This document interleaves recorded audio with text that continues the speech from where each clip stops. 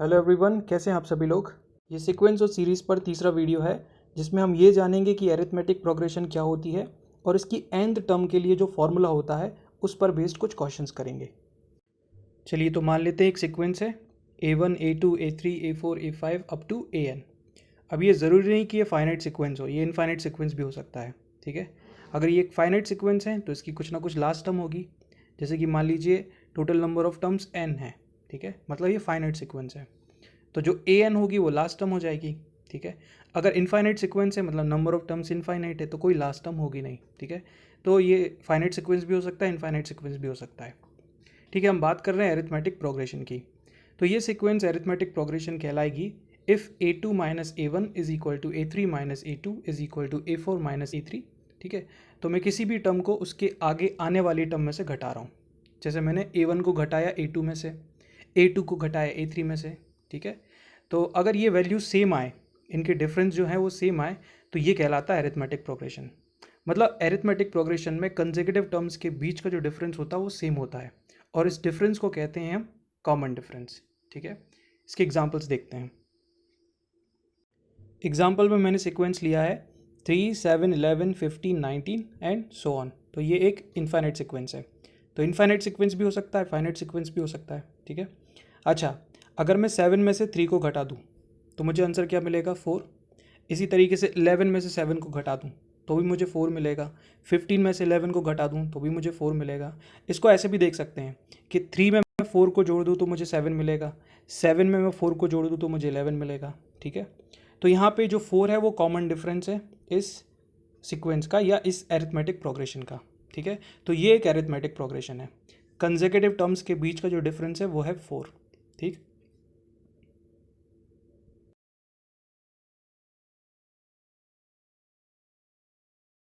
अगर मुझे किसी अरिथमेटिक प्रोग्रेशन की दो चीज़ें पता है तो मैं पूरी की पूरी प्रोग्रेशन को बना सकता हूँ। वो दो चीज़ें क्या है? एक तो फर्स्ट टर्म और दूसरा कॉमन डिफरेंस। तो अगर मुझे किसी अरिथमेटिक प्रोग्रेशन की फर्स्ट टर्म पता है, कॉमन डिफरेंस पता है, तो मैं पूरी की पूरी प्रोग्रेशन को बना लूँगा। ठीक है, तो मान लेते हैं किसी अरिथमेटिक प्रोग्रेशन की फर्स्ट टर्म है A और कॉमन डिफरेंस है D। तो फर्स्ट टर्म तो A हो गई और सेकेंड टर्म क्या हो जाएगी? A plus D. मतलब फर्स्ट टर्म में मैं कॉमन डिफरेंस को जोड़ दूंगा तो मुझे सेकेंड टर्म मिल जाएगी। हमने प्रीवियस एग्जांपल में देखा सीक्वेंस की फर्स्ट टर्म थी 3, है ना, और कॉमन डिफरेंस क्या था उस सीक्वेंस का, उस अरिथमेटिक प्रोग्रेशन का? 4। तो जब मैंने फर्स्ट टर्म मतलब 3 में 4 को जोड़ा तो मुझे सेकेंड टर्म 7 मिली। इसी तरीके से 7 में जब मैंने 4 को जोड़ा तो मुझे थर्ड टर्म 11 मिली। इसी तरीके से हर टर्म में अगर मैं कॉमन डिफरेंस को जोड़ता जाऊँ तो मुझे नेक्स्ट टर्म मिलती जाएगी। तो मैंने सेकेंड टर्म में फिर से डी को जोड़ा तो मुझे third term A plus 2D मिल गई। ठीक है, थर्ड टर्म में डी को जोड़ा तो मुझे fourth term A plus 3D मिल गई। ठीक है, इसी तरीके से फोर्थ टर्म में फिर से डी को जोड़ा तो मुझे fifth term A plus 4D मिल गई। ठीक है, ये चीज़ समझ में आ रही है? अच्छा, यहाँ पे आप एक चीज़ देख सकते हैं कि सेकेंड टर्म में जो डी का कोफिशिएंट है वो है 1, थर्ड टर्म में डी का कोफिशिएंट है 2, फोर्थ टर्म में डी का कोफिशिएंट है 3, इसी तरीके से फिफ्थ टर्म में डी का कोफिशिएंट है 4। तो हर टर्म में जो डी का कोफिशिएंट है वो उस टर्म से एक कम है। ठीक, ओके, तो अगर मैं आपसे पूछूं कि nth टर्म में डी का कोफिशिएंट क्या होगा, वो होगा n-1। ठीक है, तो nth टर्म क्या हो जाएगी? a plus n-1 times D. ठीक, तो इस फॉर्मूले का हम यूज़ करेंगे nth टर्म को निकालने के लिए। nth टर्म कोई भी टर्म हो सकती है, 100th टर्म हो सकती है, 11th टर्म हो सकती है, 26th टर्म हो सकती है। ठीक है, तो हम इसके एग्जांपल्स करेंगे जहाँ पे आपको एक अरिथमेटिक प्रोग्रेशन गिवन रहेगी और हमसे पूछा जाएगा कि इस अरिथमेटिक प्रोग्रेशन की 11th टर्म निकालिए, 50th टर्म निकालिए, 26th टर्म निकालिए। ठीक है, ओके, तो यहाँ पे हमें इस फॉर्मूले को याद रखना है कि किसी अरिथमेटिक प्रोग्रेशन की जो nth टर्म होगी वो होगी a plus n-1 into D. और यहाँ पे nth टर्म को मैं डिनोट कर रहा हूँ Tn से, है ना, यहाँ पे नीचे लिखा है Tn is equal to a plus n-1 into D. चलिए अब हम कुछ प्रॉब्लम्स करेंगे related to nth term of an arithmetic progression. चलिए पहला क्वेश्चन है find 20th term of arithmetic progression, और ये हमें अरिथमेटिक प्रोग्रेशन गिवन है, इसकी 20th टर्म निकालनी है। तो जनरल फॉर्मूला क्या होता है 20th टर्म के लिए? T20 is equal to a plus 19d। ठीक है, a यहाँ पे क्या है? फर्स्ट टर्म, तो इस अरिथमेटिक प्रोग्रेशन के लिए फर्स्ट टर्म हो जाएगी 2 और कॉमन डिफरेंस हम निकालेंगे तो सेकेंड टर्म में से फर्स्ट टर्म को घटा देंगे। ठीक है, तो इसको मैं लिख सकता हूं 13/4, 13/4 माइनस 2। तो मैं थर्ड टर्म में से भी सेकेंड टर्म को घटा सकता हूं तो भी मुझे डी मिल जाएगा। ठीक है, ये क्या आ जाएगा? 5/4। ठीक, तो डी आ गया 5/4, ए है 2, तो यहाँ पे पुट कर देते हैं वैल्यूज, 2 + 19 × 5/4। अच्छा 19 × 5 होता है 95, 95/4, ठीक है।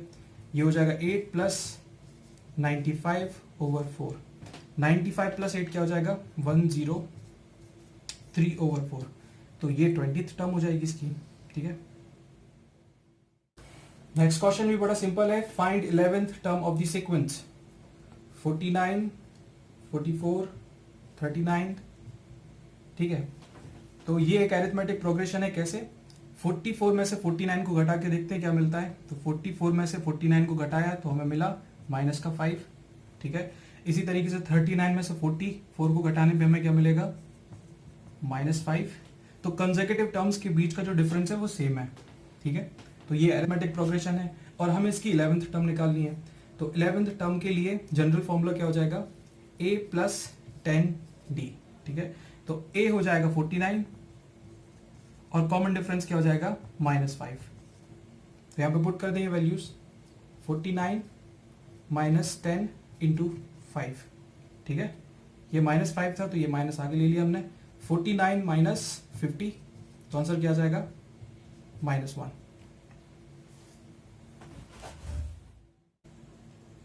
चलिए नेक्स्ट क्वेश्चन है, शो दैट दी सीक्वेंस, और ये सीक्वेंस गिवन है, forms an arithmetic progression.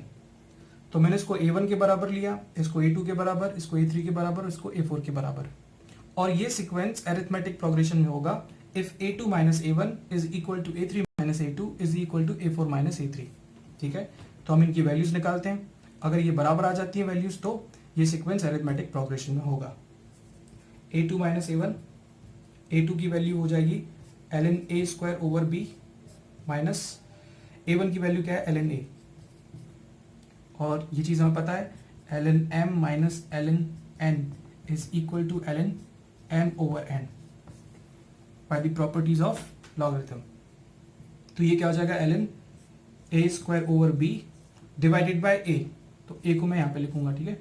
a से कैंसिल हो जाएगा, ये क्या हो जाएगा ln a/b, ठीक है। तो a2 - a1 की क्या वैल्यू आई ln a/b, a3 - a2 ln a³/b² minus ln a² b, क्या हो जाएगा ये ln a³/b², ठीक है, डिवाइडेड बाय a² b, तो b ऊपर चला जाएगा और a² नीचे रहेगा, ठीक है। अच्छा ये 3 बार a है, ये 2 बार a है, तो ये कैंसिल हो जाएगा 2 बार, ठीक है। यहाँ पे 1 बार a बचेगा, इसी तरीके से ये भी कैंसिल हो जाएगा 1 बार, ठीक है। तो क्या आ जाएगा ln a/b, ठीक। इसी तरीके से हम क्या निकालेंगे a4 - a3 ln a⁴ minus b⁴ minus ln a⁴/b² is equal to ln क्या हो जाएगा ये a⁴/b³ और यहाँ पे b² ऊपर चला जाएगा, ठीक है, और a³ यहाँ पर रहेगा, ये भी कैंसिल हो जाएगा, तो ऊपर बचेगा a और नीचे बचेगा b, ठीक है। तो ये तीनों वैल्यूज बराबर आ जाती है, मतलब ये जो सीक्वेंस है वो अरिथमेटिक प्रोग्रेशन में है।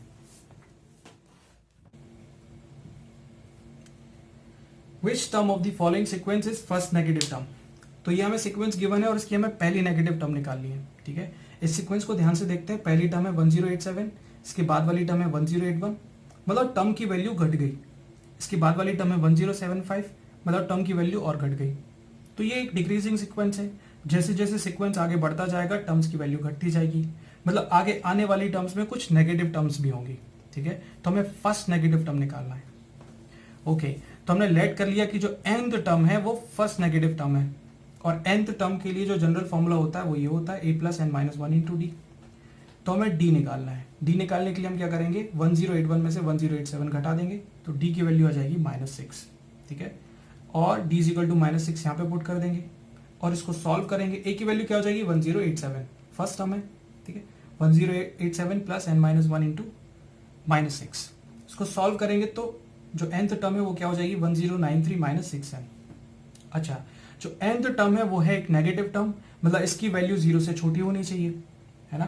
तो 1093 - 6n should be less than 0। 6n को वहां भेज देंगे, पॉजिटिव हो जाएगा, फिर 6 को नीचे भेज देंगे, तो तो ये बन जाएगा n is greater than 1093 over 6, n should be greater than 1093 over 6, तो ये हो जाएगा 182 पॉइंट समथिंग समथिंग, ठीक है। तो जब n की वैल्यू इस वैल्यू से बड़ी होगी तब nth टर्म जो है वो क्या होगी, नेगेटिव होगी, ठीक।